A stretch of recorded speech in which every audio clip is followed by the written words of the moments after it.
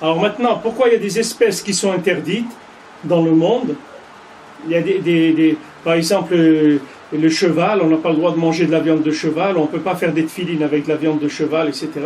Parce que le cheval, ça représente le rat qu'il y a dans les 70 nations. Des choses qui sont uniquement de la consommation pure. C'est-à-dire qu'il n'y a aucune présence de Gdusha là-dedans. Quand le Lachon Goy, il a été fait par des consommateurs, il y a une partie de la langue qui provient du Lachon HaKodesh, et il y a une partie de la langue qui provient uniquement du côté Goy du peuple. Maintenant, ce côté Goy du peuple, il est présent aussi dans les animaux qui sont interdits à la consommation. C'est-à-dire ce sont des animaux, on ne peut pas les élever vers le Lachon HaKodesh. La seule chose qu'on peut faire, c'est ne pas s'en servir, c'est-à-dire ne pas les consommer. Pour l'instant, on ne les consomme pas, c'est tout, c'est la seule chose qu'on peut faire. Mais on ne peut pas les élever, on n'a pas le droit de les mettre dans notre bouche. Parce qu'ils n'ont pas un rapport qui peut amener à un dialogue avec Dieu, qui peut amener du Lachon HaKodesh. Nous, si vous voulez, ce qu'on mange, ça vient dans notre parole. Tout ce qu'on fait, ça vient dans la parole. C'est pour ça qu'on doit avoir rapport qu'avec des choses qui sont consommables aussi. On doit avoir de rapport dans le monde qu'avec des choses qui sont consommables. Parce que sauf tout ce qu'on va faire, c'est pour arriver à en parler avec Dieu. C'est ça notre but. C'est que chaque chose va nous amener au dialogue avec Dieu. Et pour que notre bouche elle puisse fonctionner, il faut pas avoir consommé ou utilisé un animal qui est interdit à la consommation. Interdit à la consommation, ça veut dire c'est des endroits comme des endroits sur terre où on n'a pas le droit d'habiter, ou bien les Juifs ils vont pas habiter là-bas. Pourquoi ils vont pas habiter là-bas? Parce qu'on n'a rien à faire là-bas. C'est pas des pays où on a un travail à faire. C'est des choses qui sont asurot, c'est-à-dire c'est des choses qui sont entièrement de la klipa. Alors là où c'est que de la klipa, c'est des choses qui sont totalement négatives au point de vue présence de Gdusha, on n'a rien à faire là-dedans. Dans tous les éléments de notre existence, c'est comme ça. Il y a des endroits sur terre où on n'a rien à faire là-bas. Vous voyez des fois les pauvres des Israéliens, ils vont dans des endroits et tout qui sont perdus dans le monde, etc. Mais ils n'ont rien à faire là-bas. Il y a des endroits où on n'a rien à faire. Nous, on doit aller dans les endroits où il y a du travail. C'est-à-dire où il y a du travail, c'est-à-dire où il y a des éléments à récupérer. Là où il n'y a rien à récupérer, on n'a rien à faire là-bas. Commencer, c'est quand, si vous voulez, le Ham Israël, vous voyez qu'il a choisi des endroits où s'installer. Non, mais parce que les Juifs, il y en a eu, en tout cas, dans le monde entier. Il n'y a pas un endroit où vous allez en Alaska, vous allez en Inde, il y a toujours des Juifs. Toujours. Oui, mais c'est pas. Il y a des endroits où ils sont créés des communautés et les Juifs ils ont travaillé. Des endroits où il y avait des gens comme ça qui ont été de façon individuelle. En général, le Juif il va dans les endroits où il y a la communauté, où il y a Non, je parle pas de ça. Je parle quand il y a eu la galoute, quand il y a eu cette projection comme ça. On voyait que dans les 1000 ans que l'on suit, après il n'y a pas un endroit dans le monde où il n'y a pas eu des Juifs. Mais vous voyez quand... En Amazonie, par exemple, en Amazonie, je veux dire, quand même, il y a eu et il y a encore une communauté juive. Et c'est des Juifs, quoi, je veux dire. Mais vous voyez que quand les Juifs ils sont sortis d'Eretz Israël, les directions qu'ils ont prises, elles étaient claires. C'est là où ils sont trouvés la plupart des Juifs. C'est pas du tout de l'Asie et des endroits comme ça. Les Juifs, ils sont restés en Afrique du Nord et en Europe et aux États-Unis. C'est tout. C'est là où il y a le grand peuplement du Ham Israël. Le reste, c'est des toutes petites choses. C'est pas une grande présence juive. Il n'y a pas une grande présence juive. Si vous arrivez à suivre l'histoire du Ham Israël au moment de la galoute, vous verrez que les gens qui ont choisi l'Asie ou des choses comme ça, c'est... il y a pas... S'ils ont disparu, ça veut dire que... Pourquoi les Juifs là-bas ils disparaissent? Parce que si maintenant j'ai rien à faire là-bas, alors l'endroit il me détruit complètement. Si j'ai rien à faire dans cet endroit-là, si cet endroit-là il provient de l'interdiction, des animaux qui sont interdits, des langues qui sont interdites, parce qu'elles sont interdites, ça veut dire qu'il n'y a rien à faire là-bas, il n'y a pas de travail pour moi. C'est-à-dire, c'est pas là-bas où je vais faire mon travail.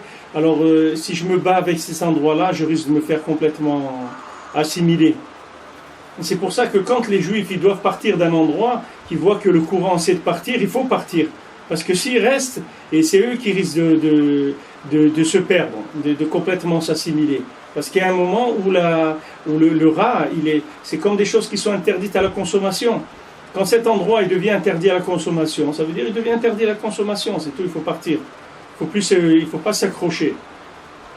Maintenant, souvent, les gens, ils ont des nisyonotes de Mouna, ils ne savent pas s'ils vont arriver pour la Parnassa ou pour ci ou pour l'autre à partir. Mais ça, c'est des soucis secondaires, c'est pas ça le principal. Le principal, c'est que je reste vivant, c'est-à-dire que j'arrive à continuer à faire vivre ma famille dans la connexion avec la Gdusha, dans la présence divine. C'est ça qui est important. Alors, quand dans un endroit, il y a un mouvement de masse, c'est-à-dire que les Juifs y partent, il faut partir, il ne faut pas rester. Parce que si on reste, on risque de se faire attraper parce que ça devient plus du Lachon Targum. C'est-à-dire cet endroit-là, il ne devient plus un endroit qui est mitigé, où il y a les deux choses dedans. Il devient un endroit où il n'y a plus que le rat, c'est tout. Puisque là, Israël, il est parti. Et le Goïm aussi, ils savent ça. Beaucoup de Goïm, ils disent quand les Juifs ils partent dans un endroit, ça veut dire qu'il n'y a plus la bracha, elle s'en va. Mais ce n'est pas vraiment la bracha qui s'en va. C'est qu'ils ont fini leur travail. C'est tout. Maintenant, quand les Juifs ils vont travailler quelque part, alors ils ont la bracha d'Akadosh Baruch Hu, ils ont tout pour faire ce qu'ils ont à faire. Et quand ils partent, automatiquement, tout ce qu'ils avaient amené avec eux, ça s'en va. Mais ce n'est pas la raison qu'ils partent, ce n'est pas qu'ils enlèvent la bracha. La bracha, c'est une conséquence de leur présence dans l'endroit. Comme Yosef, là où il était, le propriétaire là où il était, il recevait toute la bracha parce qu'il voyait que c'était un homme qui était béni. Mais il n'était pas béni pour le propriétaire, il était béni parce qu'il avait un travail à faire sur place, c'est tout. Il était béni n'importe où il allait. C'est pas d'Afka chez celui-là ou chez l'autre. Là où il allait Yosef, il recevait la bénédiction d'Hachem. Le Ham Israël, là où il va, il reçoit la bénédiction d'Hachem. Mais quand c'est fini, il faut partir. Il ne faut pas rester, il ne faut pas s'accrocher dans des endroits. Parce que ces endroits-là, ils deviennent interdits. Quand il devient interdit, ça devient interdit à la consommation. Ça veut dire que c'est du ra'agamour. Ça devient de l'obscurité totale. Donc si je reste là-dedans, c'est ce qui s'est passé en Mitzraïm. 80% qui sont restés, ils sont morts dans la Maca de l'obscurité. C'est-à-dire dans la Maca trop chère. Quand Hachem il a envoyé la plaie de l'obscurité, ils sont morts. Les 80% des Juifs qui sont restés là-bas, ils sont morts à ce moment-là. Pourquoi ? Parce qu'il n'y a pas de possibilité. C'est le moment de partir, il faut partir. Et si je ne pars pas, c'est l'obscurité totale, c'est fini. C'est-à-dire que ça devient un endroit entièrement goy, c'est-à-dire entièrement noir. Il n'y a plus de possibilité de vivoter. Tant qu'il y avait la communauté et tout, on pouvait vivoter dans cet endroit-là. C'est-à-dire toujours s'arranger. Une fois que la communauté elle part, il faut savoir que ça devient l'obscurité totale. C'est fini. Il n'y a plus rien à faire là-bas. Mais il ne faut pas avoir peur de partir. C'est pas Akadosh Baruch Hu, là où on va, Akadosh Baruch Hu nous prépare le terrain et nous donne tout ce qu'on a besoin. Il n'y a pas de problème, parce qu'on est, comme on dit toujours, on est en fonction, donc on a besoin de nous donner ce qu'il nous faut pour fonctionner dans notre endroit où on va, là où on doit aller.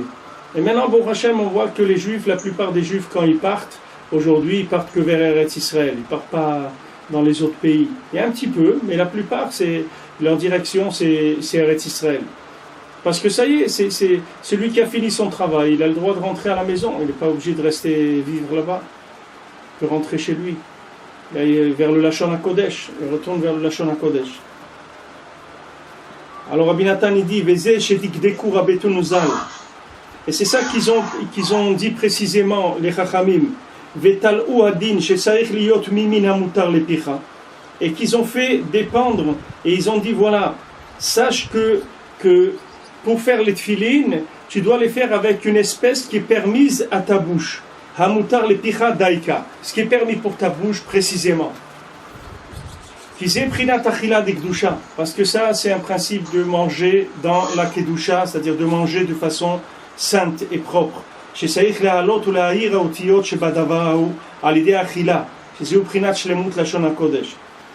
que maintenant, quand on va consommer quelque chose, quand on va manger quelque chose, on va élever et on va éclairer les lettres de Gdusha qui se trouvent dans la chose, par le fait que maintenant on va la consommer.